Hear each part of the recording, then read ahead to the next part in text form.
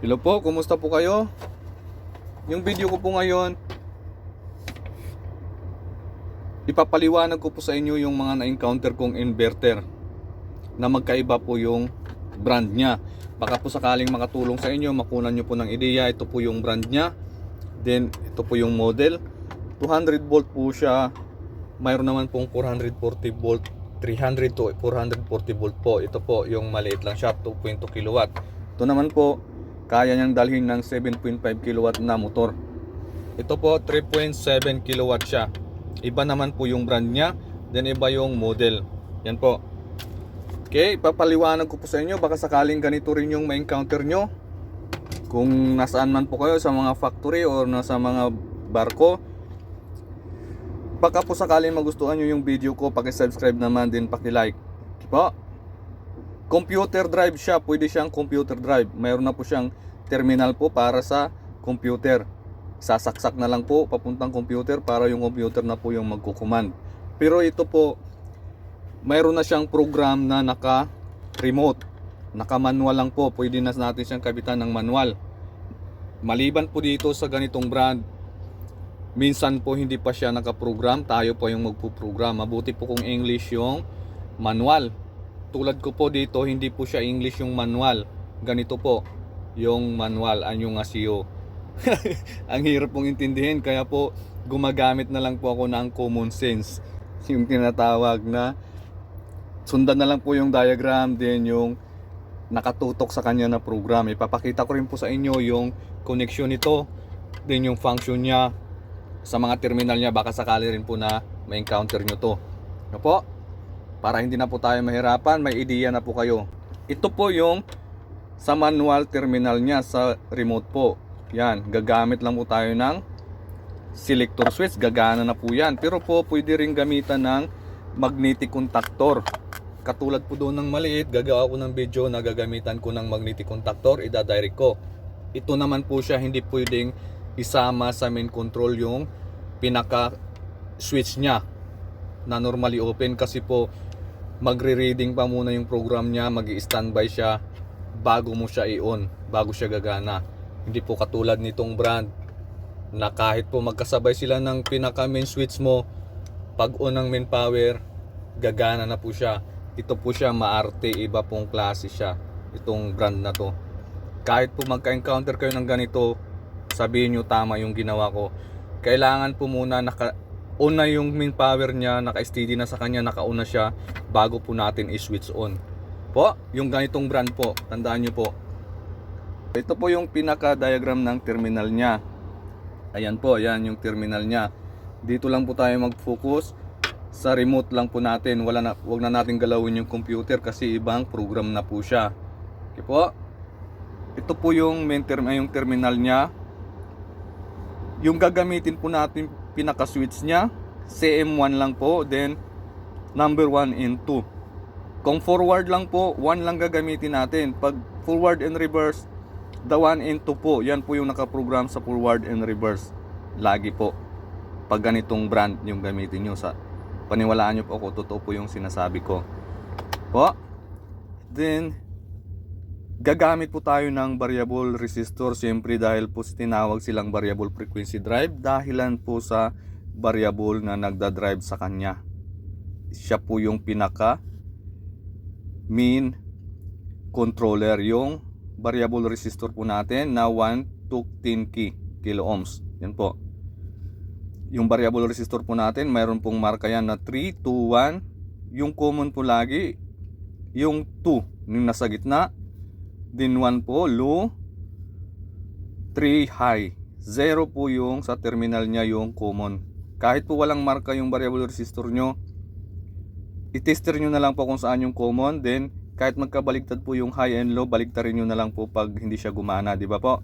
Ganun na lang yung gawin natin.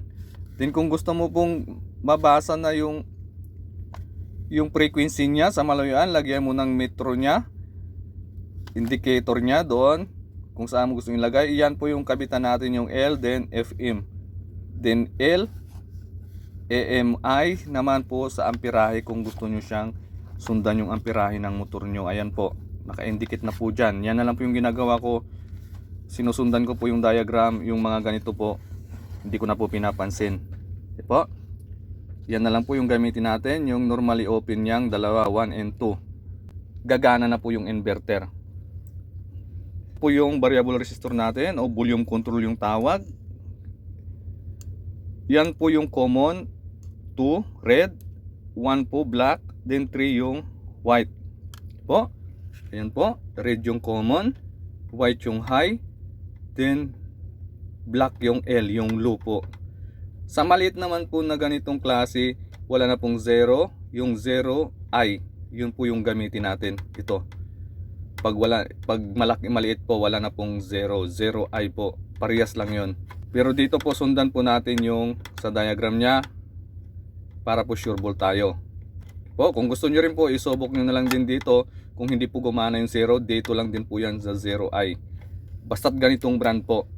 Iba-iba po kasi yung terminal or sa controller na connection ng ibang mga inverter. Po, din po yung selector switch lang muna yung ginamit ko. Hindi pa po yung magnetic contactor o relay. Yan po. May stop po siya sa gitna. Then ginawa ko ng reverse forward yung kabilaan. Yung ganun po. Reverse. Then forward. Yan po, tipid na. Yan lang yung control nya. Gagana na po siya. Yan po. Huwag nyo na pong pansin itong sa taas. Hindi po siya gamit. Ito lang po. Reverse. Stop. Then forward. Yan po. Ginamit ko po siya ng selector. Ginawa ko pong common yung red. Ito po sa CM nya. Yan po CM common. Red po yung ginamit ko. Then 2 in 1. Yan po reverse and forward. Yan po sa dalawang normally open. Then ito na po nangyari.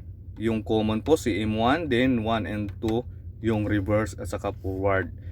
Po, depende po sa inyo kung reverse lang gamitin nyo, 1 lang po yung gamitin natin. Kung reverse forward, 1 and 2 po.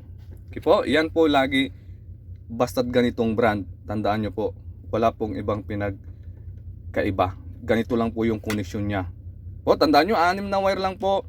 Din supplyan po natin load side ng motor, makokontrol nyo na po yung motor nyo.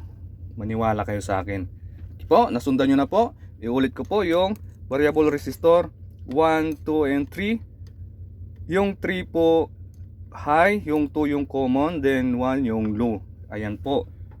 Common po yung 2, high po yung 3, then 1 low. Po, contact naman, common pa rin yung red, yung CM1, 1 and 2, pareho po silang normally open. Okay?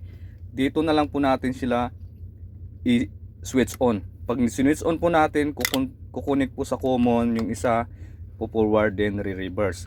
Parang nag-automatic and manual lang po. Yan lang po yan. Ito po, hindi po ako nagbibiro, hindi po ako nagyayabang. Yan po ang control nya sa ganyang brand. Hindi na po natin ipaliwanag yung sa computer kasi po ang hirap po ipaliwanag, hindi pa natin maintindihan yung nakasulat. Ito po yung sa main power nya. Pwede po natin lagyan ng magnetic contactor. Then pwede rin pong lagyan ng thermal overload relay papunta po sa motor natin. Yan po. Yan po, pwede namang wala na po, circuit breaker na lang, main supply. Then direct natin sa RST nya. Load side lang yung motor. Then po kung magbaligtad po kayo, di ba baligtad po, na-install nyo, nagbaligtad. Dito po tayo sa UVW magbaligtad, wag po sa RST. Kasi pag sa RST tayo magbaligtad, ganun pa rin po yung ikot ng motor natin. Dito po tayo sa load side nya, sa UVW. Or, dito po kayo magbaligtad sa 1 and 2. Yan po, reverse forward na rin po yan. Kahit wag nyo na pong galawin dito sa ibaba, yun na lang po yung 1 and 2 na para sa contact nya, para sa switch nya. Yan po. Then papakita ko rin po, baka po hindi kayo maniwala na hindi siya pwedeng gamitin sa computer. Ayan po. Yan po, ito yung pinaka master nya, command. Then magiging sleeve lang po sila kahit hanggang 32 pa daw yung load ng main computer. 32 sila yung kukontrolin, kayang kaya po. Then ito po yung RG45, yung terminal. Then RXPN, RXN, yan po yung sa computer niya na nakakabit. Ito po, yan. Para po maniwala kayo na pwede na siyang kontrolin ng PLC or computer, programmable logic controller. Ito po.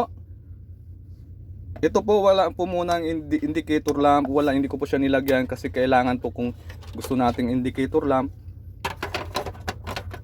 Sasara ko na po. Kung gusto natin indicator lamp, gagamit po tayo ng relay or magnetic contactor. Di bali po gagawa ko sa may magnetic contactor na ganito. Then yung ganito gagawan ko po ng sa relay. Iibahin ko po yung video sa ganitong inverter kasi po iba po siyang klase. Hindi po siya natin mapapagana kung direct lang po sa magnetic contactor. Ipapaliwanag ko rin po sa inyo. Sa susunod ko pong video, abangan nyo po. Tatry na po natin. Ay, sorry. I-off po muna natin yung variable resistor. Di naka-off yung pinaka main switch natin. Wala pa po tayong indicator. Siya pa lang po, then yung controller na dalawa. Po, i-on na po natin yung power. Yan po, gumana na po siya. Then reverse natin. Hindi pa yan gumana kasi po ito yung main controller niya, yung variable resistor. Kaya po tinawag na variable frequency drive. Siya po yung magdadrive. I-on na po natin. Ayan po, gumana na po siya. Kahit po napakababa yung adjust mo. Ayan po. Yan. Napakababa na po yung panang motor. Takbo.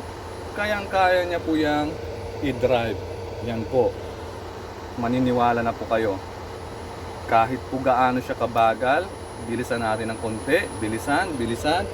Hanggang po sa high speed niya. Pull natin. Makikita niyo po yung ikot niya at saka tunog niya. Yan po. Hanggang po 60 Hz hanggang sa pinaka high speed ng motor natin. Yan po. Full na po siya. Yan na pinaka high speed ng motor natin. Diba po? Ganyan lang po yung control. Napagana na po natin. Babaan na po natin. Dinipapakita ko po sa inyo kung nag-reverse po ba o hindi. Oh, matagal po siyang bumaba. Alalay lang po yung pagbaba niya. Yan po. Ngayon po yung ikot niya ganyan.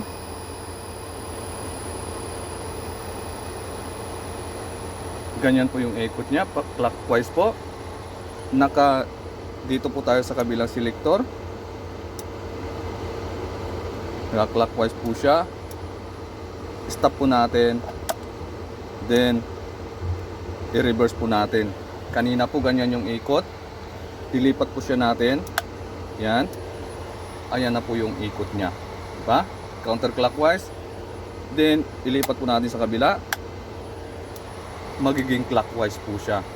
Naniniwala na kayo siguro sa eksperimento ko kahit po ibang lingwahe yung nakasulat. Sige po, tsamba-tsamba lang po. Para kung may time, eksperimentuhan. Para po palakas kay boss. Check lang po. Sige po, maraming salamat sa panonood. Kung nagustuhan nyo po, paki-like na lang po o paki-share dyan. Then subscribe na rin po kayo para po marami pang eksperimento yung matutuklasan nyo kay Bianong. Sige po, marami na po akong gagawing videos. Basta't yung kaya lang pong bibidyohan, yung available lang po, isi-share ko po sa inyo. Baka sakaling ma-encounter nyo rin po kung nagbabarko kayo o nasa ibang bansa po kayo. Sa ibang bansa po karamihan nasa PLC na po yung gamit ng inverter drive po, yung variable frequency drive. Pero baka sakaling sa manual lang po tayo masintro, magkataon sa trabaho, di nagkaroon na po kayo ng ideya. Sige po, maraming salamat po. Sunod ko pong video, abangan nyo po lahat. Lagi po kayong mag-subscribe. Thank you. Bye bye po.